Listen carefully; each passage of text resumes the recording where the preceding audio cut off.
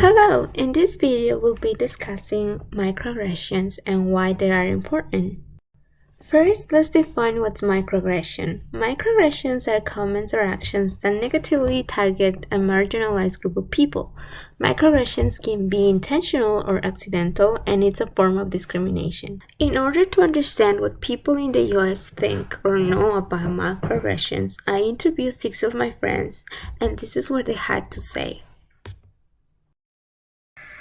To say something, it'd be some kind of behavior, I guess, that people get in their everyday, or sometimes it's something intentional or not. That's what I would best try to explain it to someone that didn't know. Okay. Microaggressions like an oppression towards a sort of group or ethnicity. Let's say for myself, Latina community. So what do I know about microaggressions? So I know microaggressions happen predominantly in like the workplace or in like a school setting or like a classroom setting. Basically, like, for example, somebody says something to you, but in a passive aggressive manner, and that makes you, the individual, makes you anxious, or like there's tension between the two of you just because of how that other person delivered that message. Yes. From what I know, a microaggression is a subconscious or unconscious comment or action that upholds subliminal racism, sexism, or any type of discrimination towards minority groups.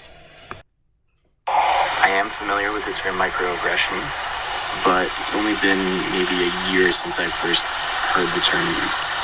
My understanding of microaggressions is the everyday insults or actions of certain group of people, for example, such as people of color, the LGBTQ, or religion, just to name a few.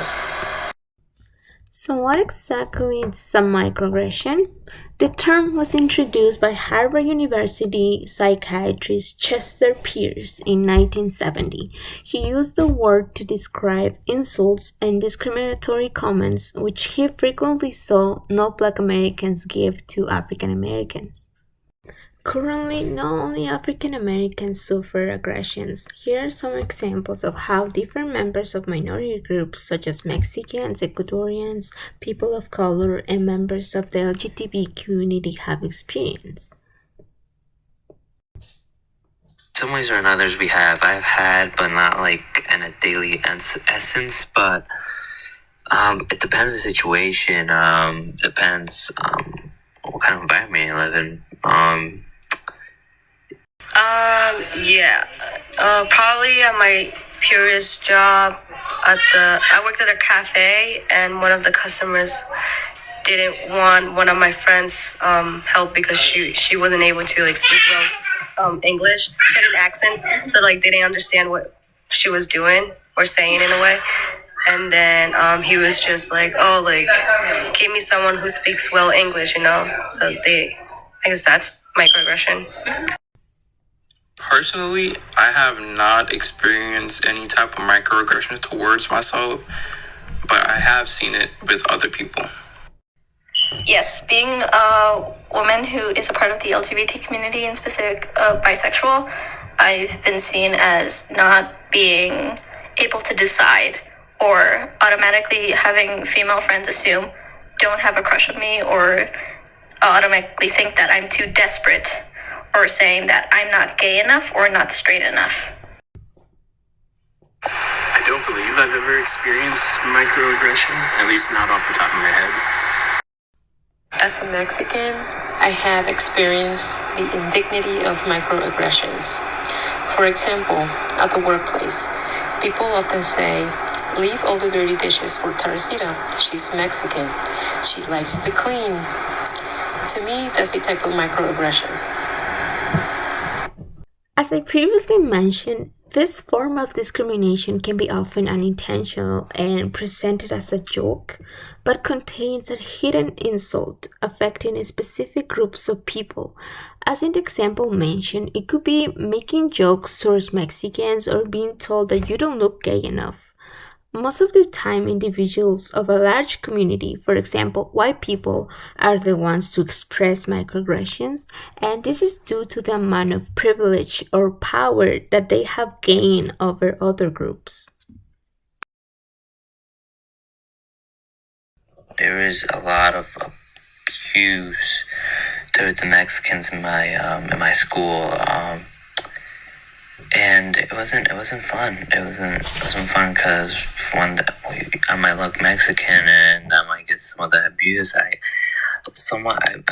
There's people that I didn't even know that start saying some stuff, and I'd just be out of my way. I didn't want to have anything to do with that or have any of that in my record because it would be bad for me. Based on society, everyone believes that, black people are meant to be like mean. So then we tend to believe the same thing. So I guess that's kind of microaggression, believing that people of color can be violent and they're discriminated. I try to not give any type of microaggressions off to anybody because I know how that would make somebody feel, and I try to be as respectful as possible whenever I'm in like a professional environment. On myself being or committing some microaggressions about people of other minority groups such as Asian or Black people in my community, automatically I caught myself saying, oh, we're all one human race, which just nullifies the privilege that some people do have, and just nullifying any type of like racism or suffering or like discrimination any other minority group has, which I think is instilled by my Latino background. I'm sure at some point or another I have expressed a microaggression, but again, not off the top of my head. I couldn't name a time. Yes, in the past, I have expressed unconsciously microaggressions by asking an Arabic woman if she knew how to belly dance. I have learned my lesson. Microaggressions are more than just insults, insensitive comments, or generalized jerky behavior. There's something more specific. They have to do with a person's membership in a group that's subject to stereotypes. Most of us are familiar with the term stereotypes. These are overly simplified ideas about a particular type of person or group of people. We know that it's bad to make judgments or decisions based on stereotypes, but still, people do it. Maybe you've made comments about someone's natural hair, or you've joked with friends about that smart Asian guy. The problem is that these are harmful stereotypes which can lead to microaggressions. Research has shown that microaggressions, although they're small and sometimes innocent, can take a real psychological toll on the mental health of their recipients. How to prevent microaggressions? Think of any stereotype. It is more likely not new but has been around for generations. If you accept stereotypes, you're not believing something that's real. In fact, you are subscribing to a belief system that was created long ago to justify the unfair treatment of certain people. Thank you for watching this video. I hope you enjoyed learning the concept of microaggression.